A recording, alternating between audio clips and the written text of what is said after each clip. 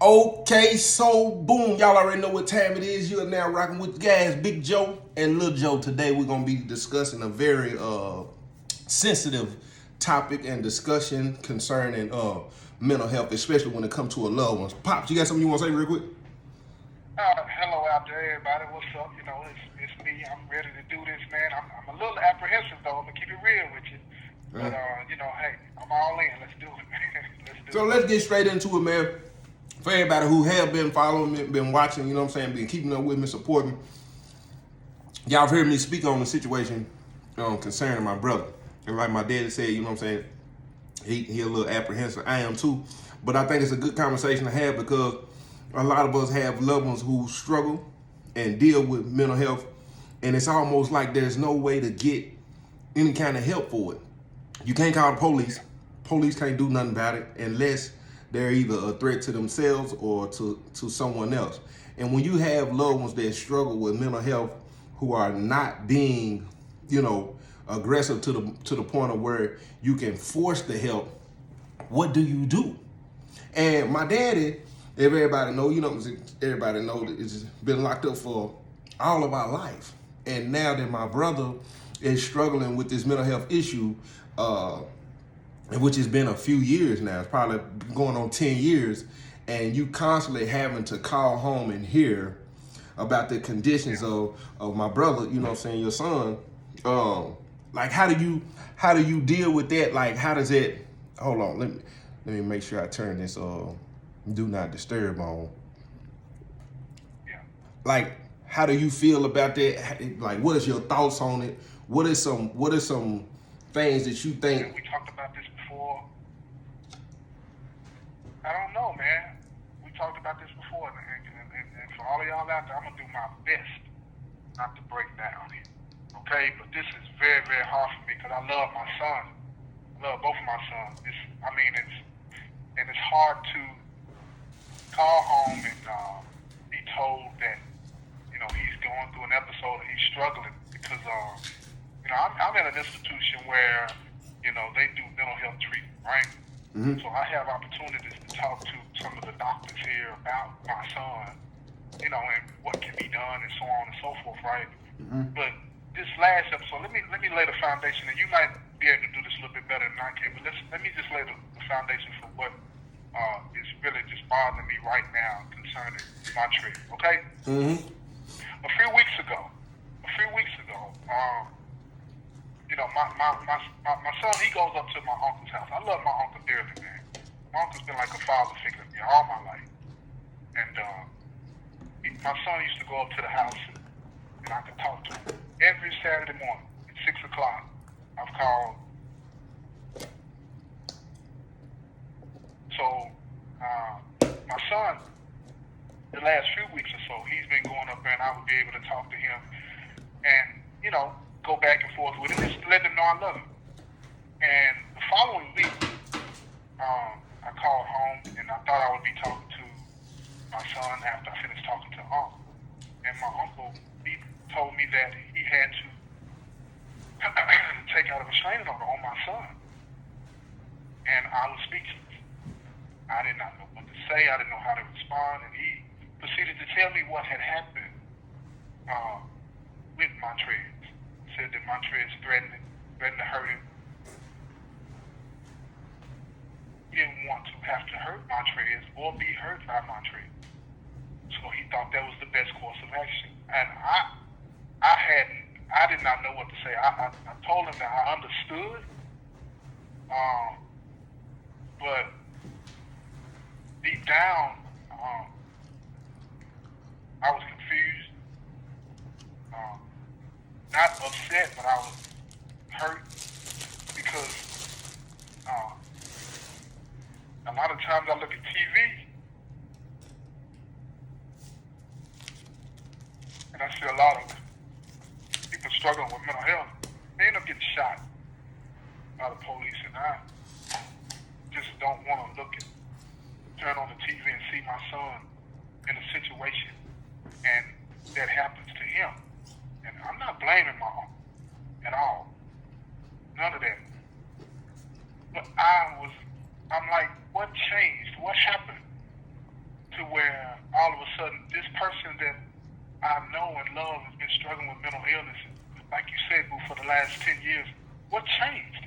Mm-hmm. What all of a sudden made him become a threat? Because I know that he would call you, call sis, call both my sisters, just repeatedly over and over and over and over, and just like having that manic mood. Mm-hmm. And he would cuss y'all out sometimes, from what I'm told. He'll say things, but he never did anything. Mm-hmm. He never did anything. He was never aggressive. He still ain't never did. Physically. He still ain't never did. He still ain't never did nothing. And none, to my knowledge, no. And that's what I was told. I was like, okay, is everybody not telling me something? Is something happened to change this? And truth of the matter, truth of the matter is, truth of the matter is people tired. That's my brother. I love him to death, but I was having a conversation, man, with my girl the other day, and she made me face. I have to look at a lot of things different. You know what I'm saying? I have to face a lot of things. And it's have to have a truthful conversation. Like the brother that I had, the brother that I once knew, he's not the same person no more. And it's hard to embrace, hard to accept when this is a loved one that, I done slept in the bed with. We used to take baths together, shoot ball together, ride bikes together, fight, take up for each other, So when I look at him, I get so mad it's hard for me to deal with it because I just want to grab him and shake him and tell him, man, quit playing.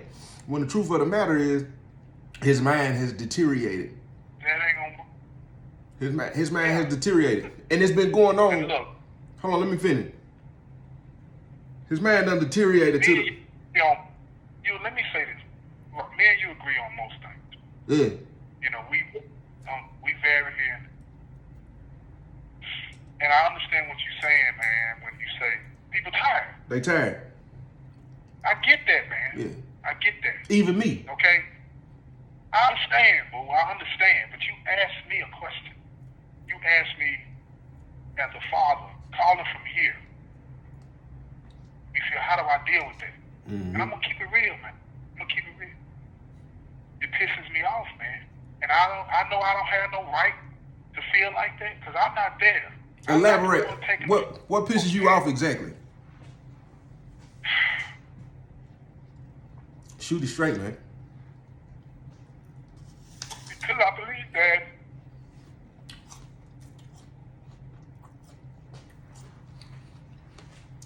people giving up on me, man.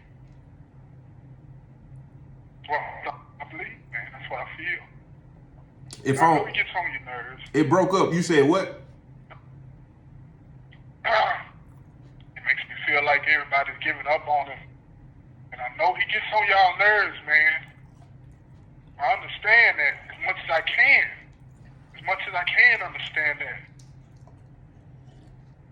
But I think about him and I imagine that he's just feeling like he's all alone. And I know his mind is deteriorating. It ain't necessarily that giving up. It's in doses. It's almost like when you first go to jail, when you first go to prison, and people ride them first 2-3 years out with you, and then you out of sight, out of mind, and then just over time it's just in doses. And then, people will be so easily do stuff for you in the beginning, and then it seems like they getting reluctant, and you can easily say, they getting up on me. Life go on. When I first came home, it took me days, probably almost weeks before I could even face him, to even see him in the condition that he was in, because I'm locked up these 6 or 7 years before when he got out, we was in the cell together. And you call home and the only thing you hear is family talk about the condition he in, what he doing, he's sleeping on people's porch, this going on, that going on. And ain't never nobody talking about, well, we're finna try to get him some help. Or if it is a conversation, you just addressing it. We need to do this, but ain't nobody doing nothing. And then ain't no action. Ain't no action. And then you can't even get mad because, it's like, it's not their responsibility. And that's the best way to cope with it. Cause because like they said, they'll say either daddy locked up or he got a mama And then when I came home as well, boo home. You know what I'm saying? But then it's like, y'all get a kick out of watching it and talk about it. You'll hurry up and call and say something about it. You'll hurry up and call somebody else and talk about it. You gossip about his condition, his mindset, like you gossip about everything else. But ain't never no action. But you can't take away the efforts, the small efforts people have tried. A conversation count, I guess. I'm not, You know. yeah, I'm not dismissing none of that. No, I ain't either. I ain't either. You know? But it's just hard for me. It's just hard for me to accept, man. It's hard for me to accept that. It's hard for me to deal with. I got a lot of anger, and it's probably misplaced. But it's not the anger like I'm just mad. It's disappointment. It's probably a lot of that is at myself because it's like to me before he was in a treatment program, right in Nashville. He was doing fine. mm-hmm. They had him in housing. He was taking his medicine. But I remember, man, it was either you went over or Uncle Chantel. Somebody went over there. Because I know Chantel told me. My sister told me this. But I don't know if she was talking about herself or one of y'all. But he said that he didn't want to stay over there because nobody visited him, right? Like he wanted to. You know, he felt like he was all alone over there. No, he just said he said he missed home. He missed home. He missed home, and he wanted to go back to Springfield. And then when he went back to Springfield, of course, after a while, he stopped taking his meds, and here we go. And that's been, what, 4 or 5 years now? And he's been, well, I don't know if it's been that long, but it's been a few years, and he's been spiraling ever since. He's been spiraling ever since. And I'm saying, okay, you knew what worked. You had him in a program. Because I remember the phone calls that Unc made, the phone calls that Chantel made, and all of the other people taking him here, taking him there when he was leaving, then they talked him into going back or whatever. He went. Why not? How come that can't happen again? That's what I'm saying. It was something that was working. Where's the effort in doing that again? Because I hear people all the time say, well, he's got to take accountability. He's got to want help. I hear that if that was me, somebody that's got all their faculties, man. How you going to tell somebody that's got a mental problem that you got to be accountable? Well, and what you just said, when he was going down there, that's because he was trying to get that check, and we're gonna shoot it straight. The only reason why but I get you on that. I get you on that. But what I'm saying is this. The only reason why he ended up, not true that he. The only reason why he ended up in the home was because when I called the police at night. Other than that, it ain't been nothing but a bunch of talking. That ain't a shot. If anybody want to take it as a shot, it is what it is. Because he was out years before I came home, before he ended up in that home. But the only reason why he was going down there is because everybody was behind talking about getting that check and where that check was going. That's my personal opinion. But I do want, before I forget something, I want to say this. I want to ask you this because my brother was A.B. Honro student, homecoming, King, homecoming king. He was A.B. Honro student at one point. He one of the best basketball players at one point in time. My brother is a situation. We're not talking about a mental health situation where he's been that his entire life. It was like out of the blue one day he woke up and he was a different person, and he just digressed over time. But I do know, Mama told me that Montrez was born premature, right? Yes, he was. He could fit in the palm of my hand. I put my hands together. He could fit in the palm of my hands when he was born. Yeah. And he stayed in the hospital for months. And they say, I don't know how true this is. I'm not a doctor. I haven't studied it. They were saying it could have been something because of the premature that could have just triggered now. Right. Yeah.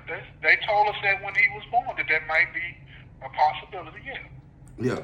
And I was just saying, I don't know, because I want to ask the people, because it was a lot of people in the comment section when I did the post about, mental health. Like, I don't know what your loved one situation is. I don't know if anybody got some kind of advice or how they've dealt with situations like this, or I don't know, because, I'm asking how you dealt with it. We've had this conversation since I've been on for 6 years, and we never have an answer of what to do. Never. No. I don't, because I talk to these people here, and the only thing that I get to is he's got to be on his meds. And and maybe I'm wrong, boo. I keep saying it because I don't want nobody to think that I'm not grateful for what y'all have done. Not want that, but it's got to be some kind of, make him take the medicine, something, man. Because what are we waiting on? What are we waiting to happen? What are we waiting to happen? Mm-hmm. We've seen how these stories end, man. Right. Well, now you think he's gonna get better just walking up and down the street? Nobody paying any attention to him? Hooping and hollering and yelling and threatening people? How does this end? And that's what I'm sitting, and not to say that y'all are not saying that, but that's what I'm sitting here every day thinking about. I'm gonna turn on the TV, and they're gonna be my child. Man, you ain't got to keep apologizing for that. The truth, listen, man, this is a hard conversation for everybody. My mama, my sister, auntie, aunt, you. This is a hard conversation for everybody. And everybody ain't got to keep apologizing to everybody, man. Like, this is a hard conversation for any family. Everybody done said what they could say. Everybody felt that they done did what they can do. But one thing for sure, two things for certain at this point, we all can agree, none of us have an answer. You know what I'm saying? And like you said, like we can come together and say and get him in a spot in a low whatever. You know what I'm saying? But at this point, none of us have an answer. Everybody, you know, ain't nothing. What's wrong? Shoot, no, you know what I mean? I was in there calling home. You know how angry and frustrated I was with you. You know how angry and frustrated I was calling home when my mama didn't want to do nothing. When I felt like they could have done more than what they, you know what I'm saying? This is my personal feelings. And if anybody feels some type of way about that, then you try to tell me I ain't entitled to feel how I feel. You know what I'm saying? And that's the same way with you. Right. You know everybody done did their best, but I'm pretty sure you've had moments where you feel like, well, y'all should be doing more.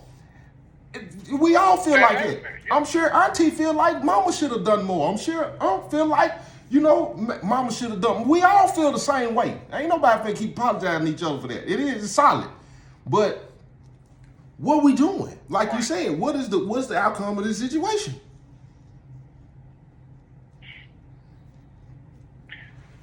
I don't know, man.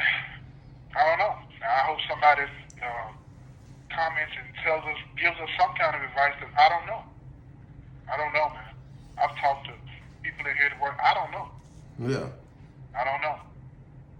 I just hate to see this, man. Yeah, it's hard to deal with.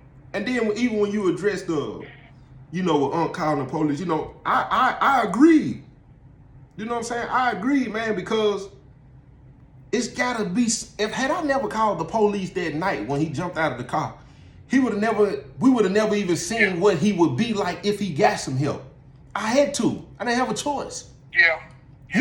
He coming up here. Yeah. He coming up here beating on the door, acting the way he acting. In the same way I said, this is my brother this is his nephew who he's seeing with his own eyes not be the same person. So I don't know how.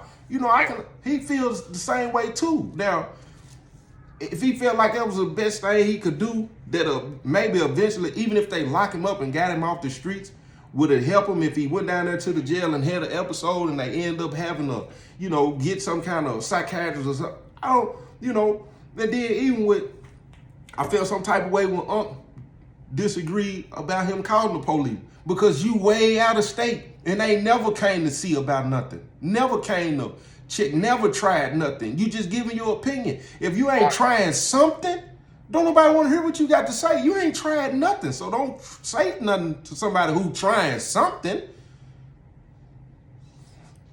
Yeah, I understand that too, right? But I'm gonna say this: I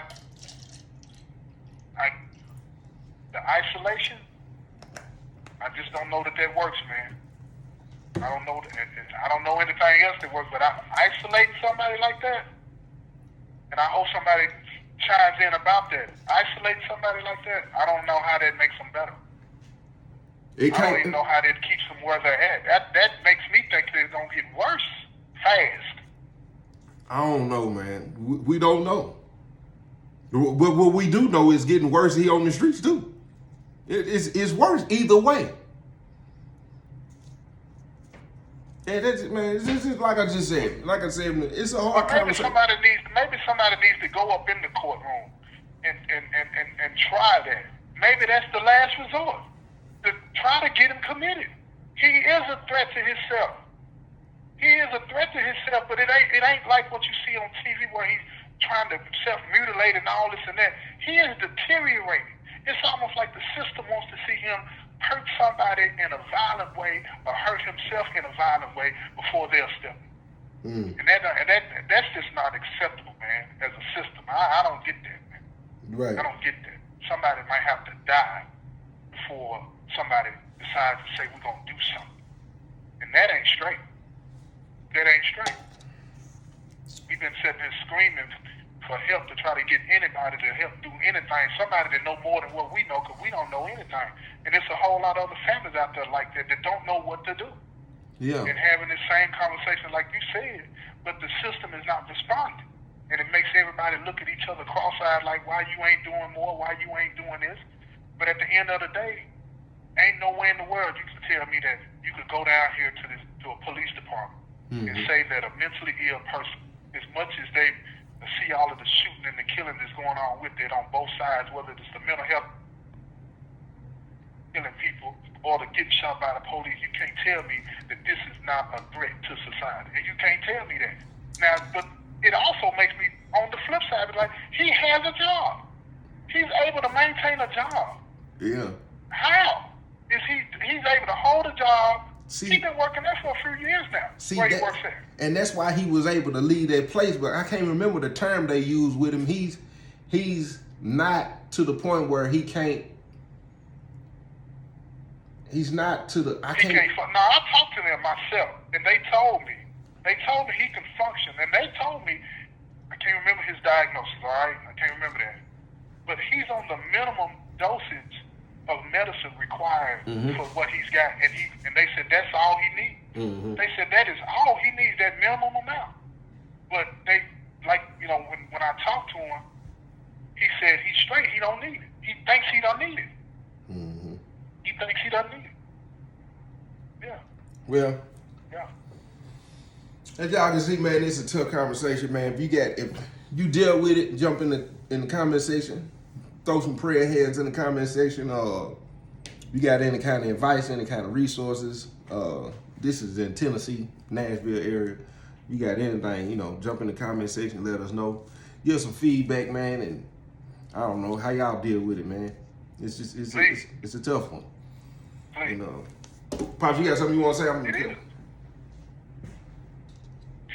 Man, I'm begging anybody, if you got any advice, please say something, because I don't want to see him or anybody else get hurt because of this situation. I don't, man. And it's hard to deal with this when you, like I say, y'all deal with it out there, and I'm dealing with it here in the way that I got to deal with it. And it's hard, man. I would like anybody to say something, man. Right. And if anybody's going through this, man, I feel you. If anybody else, I feel you. And it's time we got to do something. We can't keep waiting on people that have the power to make things where people like this can get help, sit there and say we don't know what to do. I get it when we sit back forth, we don't know what to do. But they control all the money. Right. They control all the access to the mental health places. And you sitting here telling me that they don't know what to do? It's they don't want to do it, man. They don't want to do it. They don't want to put the money in there. They'd rather put the money in building another prison as opposed to putting money behind the mental health. Right. And that's the part that pisses me off, man. Because it makes families, they're paralyzed. They don't know what to do. But as soon as they do something and go to prison, now everybody's talking about, well, knew that was coming. Yeah, I guess you did. Right. I guess you did. Man, y'all go check out my daily podcast if you ain't already on the check out his YouTube page. It's Doing Time with Joe. I'll put the link in the description, man. And if you got something, man, you can put it in the comment section, man. Just drop it in there, man. It's been a blessing, man. I appreciate y'all hanging out and kicking it with us, man. Until next time.